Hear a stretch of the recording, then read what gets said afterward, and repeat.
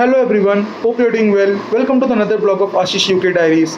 As you know, I'm going to pursue my MSc in Sports Management from University of Stirling in September 2023 intake. I'm excited to join my new course, and next month I'm going to fly to United Kingdom to pursue my course. Before going there, I want to make a blog in which I'm going to tell you what are the things required to go to UK. So in this video, I'm going to talk about the documents required for the UK visa.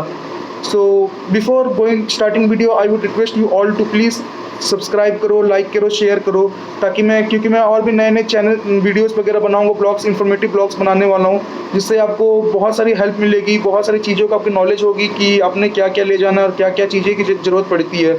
So let's start the video. तो खैर आपको पता है कि आपको UK जाना है तो आपको वीज़ा की जरूरत पड़ेगा, और वीज़ा के लिए आपको चाहिए passport. So passport is one of the most important thing. अगर आप फॉरेन पढ़ने जा रहे हो, अगर नहीं भी पढ़ने जा रहे हो, कुछ करने के लिए फॉरेन जा रहे हो, तो पासपोर्ट तो खैर भाई चाहिए होता है. तो आप मेक श्योर करना कि जो आपको पासपोर्ट होगा वो अपडेट होना चाहिए, उसकी वैलिडिटी होनी चाहिए. पर्टिकुलर अगर आप जिस कोर्स को करने जा रहे हो, कम से कम उसके नेक्स्ट 2 ईयर्स तक की आपकी वैलिडिटी होनी चाहिए पासपोर्ट की.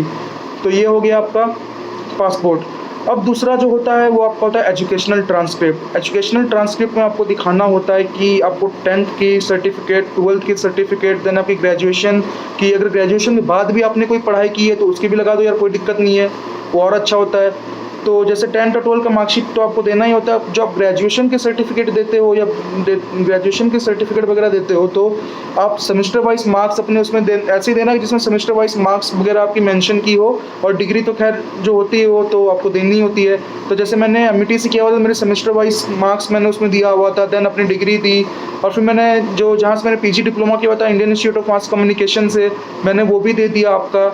तो ये हो गया आपका. तो आपको ये सब चीज़ें बहुत देनी होती है और ये बहुत ही ज़रूरी होती है. तो प्लीज़ मेक श्योर करना कि आपकी ये सारी चीज़ें सही सलामत हो, और आप कॉलेज से अगर नहीं मिली है तो मंगा लेना. और ये सब तो चलो ये हो गया. दूसरा जो चीज़ आपका होता है वो होता है आपका आइल्स. तो जैसे आपको पता है कि जो हम साउथ एशिया से जाते हैं, साउथ ईस्ट एशिया जैसे इंडिया, पाकिस्तान या बांग्लादेश, तो हमें एक इंग्लिश का एग्ज़ाम देना होता है जिसका होता है आइल्स का. तो आइल्स का एग्ज़ाम जरूरी होता है क्योंकि हर यूके के हर यूनिवर्सिटी के सर्टेन क्राइटेरिया होती है कि जो इंडिया, पाकिस्तान या बांग्लादेश से पढ़ने के लिए आ रहा है तो उसको आइल्स देना होता है. और आपने उतनी बैंड्स आप पाए हो कि नहीं पाए हो आपको दिखाना होता है. जैसे यूनिवर्सिटी ऑफ स्टर्लिंग की जो रिक्वायरमेंट है वो 6 बैंड है, तो मेरे 6 बैंड से ज़्यादा आई थी, वो आपको दिखाना होता है. ये आपने कर लिया तो चलो ये आइल्स का हो गया. प्लस उसमें भी रिक्वायरमेंट होती है कि आपकी जो पर्टिकुलर इतने जो होते हैं, जैसे रीडिंग, लिसनिंग, राइटिंग और स्पीकिंग में पर्टिकुलर इतनी बैंड आने चाहिए, वो हो गई. और आइल्स के बाद आपका आता है टीबी टेस्ट या मेडिकल टेस्ट. तो जैसे मैंने पिछले वीडियो में भी आपको बताया था कि आप ट्यूबरक्लोसिस टेस्ट कहाँ और कैसे करा सकते हो. तो ट्यूबरक्लोसिस टेस्ट या जो मेडिकल टेस्ट होता है वो आप कहीं से भी नहीं करा सकते. वो आपको UK-V1 के जो रजिस्टर्ड, उनके वेबसाइट में जो रजिस्टर्ड डायग्नोस्टिक सेंटर होती है, आपको वहाँ से कराना होता है. और सबसे इम्पॉर्टेंट चीज़, आपको 6 महीने का विंडो लेके चलना है कि आप जब करा रहे हो. जैसे कि मैं सितंबर 2023 में जा रहा हूँ, मेरी फ़्लाइट जो है 16 सितंबर की है, दिल्ली से ग्लासगो की बाया दुबई होकर.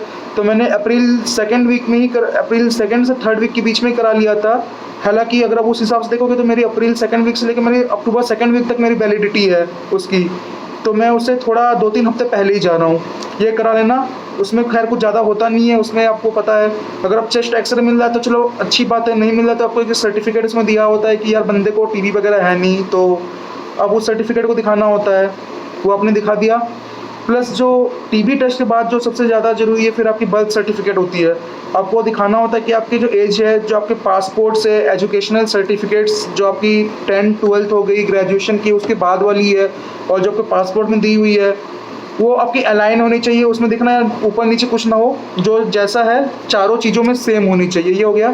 अब जो दूसरा चीज़ है वो, इसके बाद वाली चीज़ जो है वो है सबसे इम्पॉर्टेंट चीज़, वो है यूकैस यूनिवर्सिटी, जिसको हम कहते हैं university of confirmation of acceptance for studies.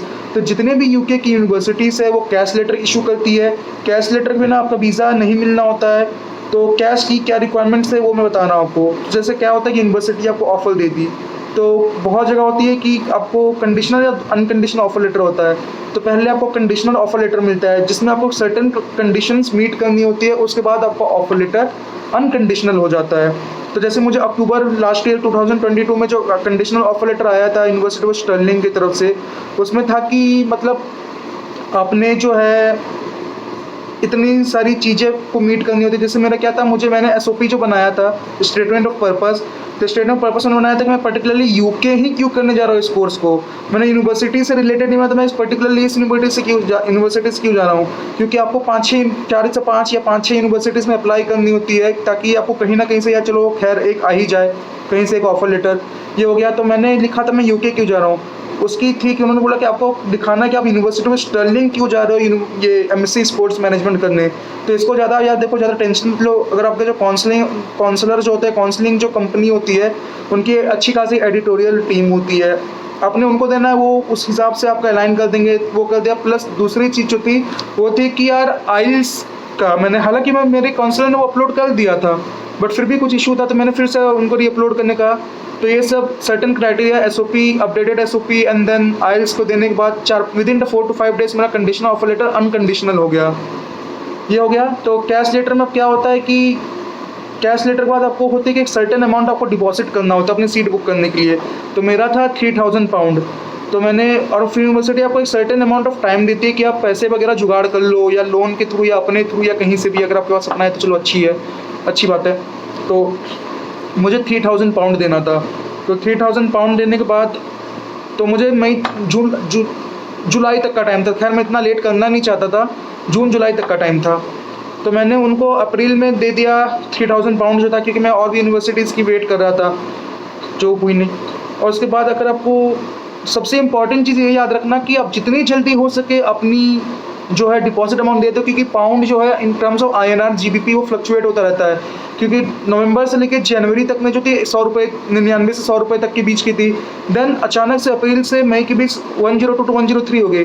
तो मैंने जब पे किया था तो 102 रुपीज़ था 1 GBP INR में। तो उसके बाद अब कैलकुलेट करोगे तो 3,06,000 रुपये पड़ रहा है। जो मैंने पेमेंट किया वो मैंने किया था 3,09,000 रुपीज़। तो 3,06,000 तो चलो GBP to INR to GBP हो गया आपका। फिर उसके बाद 3,000 रुपीज़ पेमेंट गेटवे जो फ्लाई वायर है, बहुत सारी यूनिवर्सिटीज़ क्योंकि कि फ्लाई वायर से ही पेमेंट गेटवे, उससे पेमेंट वगैरह एक्सेप्ट करती है। तो मुझे 3,09,000 रुपीज़ देना पड़ा। तो कैश लेटर जो आपका आता है उसमें लिखा होता है कि आपने एक सर्टेन अमाउंट पे कर चुके हो, इतना फिर आपको पे करना, इतना आपको बकाया है। तो जैसे मेरा क्या था, मुझे 4,000 पाउंड का स्कॉलरशिप मिला था और 3,000 पाउंड मैंने जमा किया था। तो उसमें लिखा हुआ था 7,000 पाउंड जो है मैं दे चुका था। तो रेस्ट अमाउंट जो है 14,000 पाउंड। जैसे मेरी टोटल फ़ी थी 21,000 पाउंड की, और मुझे 4,000 पाउंड का स्कॉलरशिप मिला था। तो मुझे रेस्ट जो है 7,000 पाउंड जमा हो गया। 14,000 पाउंड मुझे अब जमा करना था, ये हो गया। फिर उसमें आपका आइल्स का दिया होता है कि मतलब जो आपके आइल्स की जो मैंने subject wise reading, listening, writing और स्पीकिंग में कितनी आई वो दिया होता है कि मैंने आपने इंग्लिश क्राइटेरिया भी मीट किया हुआ है, ये आपका कैश लेटर में मेंशन होता है। अब उसके बाद जो फिर ये हो गया, कैश लेटर में आपको दिखाना होता है, क्योंकि कैश लेटर में एक नंबर होता है, कैश नंबर होता है, रेफरेंस नंबर होता है, जो कि आपको वीज़ा के लिए काम आता है। अगर आप Tier 4 स्टूडेंट वीज़ा में जा रहे हो तो मेक श्योर कि आप जल्दी पेमेंट कर दो ताकि आपकी जल्दी वो आ जाए। अब कैश लेटर में आपको मैंने क्या गलती की थी, मैंने सारे डॉक्यूमेंट्स अपलोड कर दिए। मेरे पापा मेरा लोन वगैरह स्पॉन्सर कर रहे थे, मम्मी पापा मिलकर। तो अब मैंने consent letter, no objection certificate, उनका मैंने एफिडेविट बैंक से नहीं बनवाया था। तो उसके चलते मेरा 1 महीने का डिले हुआ था। मैंने, आप समझ रहे हो या तो खैर चलो, मैंने मई से करते करते मेरा जून तक में आ गया था, नहीं तो मेरा भी 3-4 दिन या 1 हफ्ते या 2 हफ्ते में आ जाता है कैश लेटर, वो हो गया। फिर आपकी आती है फाइनेंशियल डॉक्यूमेंट्स। अगर आप खुद के पैसे से जा रहे हो तो आपको देखना होता है कि आपका जो कोर्स फ़ी है प्लस 1 साल का रहने का खर्चा 10,000 पाउंड। मान लो जैसे मेरी क्या थी कि जैसे मैंने बताया कि मुझे 17,000 पड़ी थी, 3,000 मैंने डिपॉजिट कर चुका था, तो माइनस हो गया 14,000 पाउंड प्लस 10,000 पाउंड जो 1 साल का रहने का खर्चा वो दिखाना 24,000 पाउंड। अगर आप आउटर लंदन में रहते हो 1,000 पाउंड पर मंथ आपको लिविंग एक्सपेंस, एकोमोडेशन, खाना पीना सब लेकर। अगर आप लंदन में रहते हो तो देन आपको 1,500 पाउंड दिखाना होता है आपका, ये हो गया। फिर आपका जो होता है कि आपने ये दिखा दिया। इसके बाद आपका होता है कि आप जो दे रहे हो तो मेक श्योर कि आप 1-2 लाख रुपए सरप्लस में रखना, क्योंकि GBP in terms of INR बहुत फ्लक्चुएट होता है।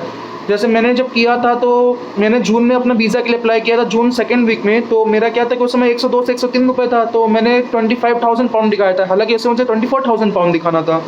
और जैसे कि हमारा क्या होता है कि हमारा जो लीव स्कॉलर का ग्रुप बना हुआ है जो लीव के थ्रू UK जा रहे हैं, UK की डिफरेंट यूनिवर्सिटीज़ में, तो उसमें से बहुत लोगों ने क्या किया, जब किया था तब 100 या 101, 102, 103 रुपये था, लेकिन अब 106 से 107 रुपये। मैं आज जब वीडियो बनाऊँ तो 106 रुपये हो गया था जीबीपी आईएनआर में। तो ये हो गया। तो उसके चलते बहुतों का वीज़ा का प्रॉब्लम हो रहा है, इशू हो रहा है, उनको फिर से फाइनेंशियल डॉक्यूमेंट चेकलिस्ट बनाना हो रहा है। तो इसीलिए बता रहा हूँ, जितनी जल्दी हो सके डिपॉजिट अमाउंट पे कर दो, कैश लेटर ले लो अपना, फिर वीज़ा के लिए अप्लाई कर दो। मैंने जून में ले लिया था, तो मेरे पास 3 महीने का विंडो था, जून से लेकर सितंबर तक में। ये हो गया। फिर आपका होता है कि आपने ये सब जमा कर चुके हो, इतने के बाद आपका कैश लेटर देने के बाद फिर आपका होता है IHS चार्ज, जिसे हम कहते हैं इमिग्रेशन हेल्थ सर्विसेज।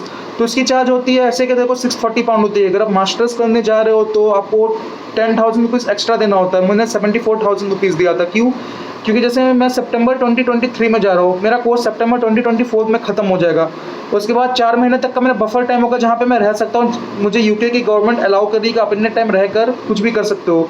तो मान लो सितंबर 2023 से लेकर जनवरी 2025 तक मैं रह सकता हूँ। वो हो गया।